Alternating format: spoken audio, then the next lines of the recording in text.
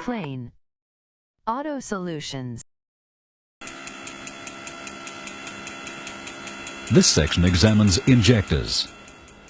In engines with multi-point injection, the injectors inject fuel into individual intake tubes, directly in front of the engine intake valves. The injection valve, or nozzle valve, is held against the valve seat by a helical compression spring. A movable plunger is rigidly attached to the nozzle and supported in a guide in the lower section of the injector body. The plunger is acted on by a solenoid winding wound onto the injector body. Each end connects to a terminal.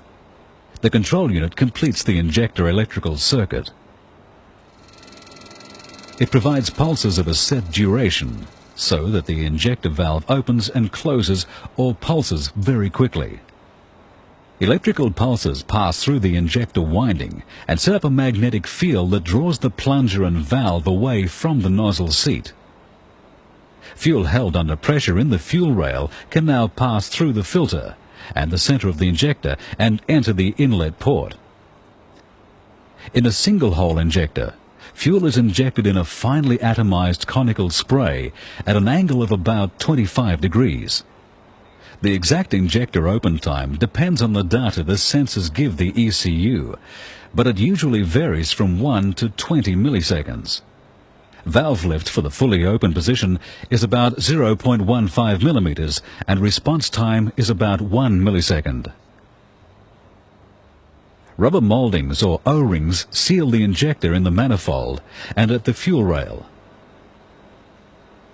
This helps prevent the transfer of heat to the injector and the formation of fuel vapor bubbles under heat-soaked conditions. Director plate injectors operate on the same solenoid principle. 4 minute holes for fuel delivery direct jets of fuel toward each other so that they collide and break up into a cone-shaped spray. In some engines with 2 intake valves, the injectors have 4 holes but only 2 jets directed towards each valve. This ensures good fuel distribution for efficient combustion and emission control.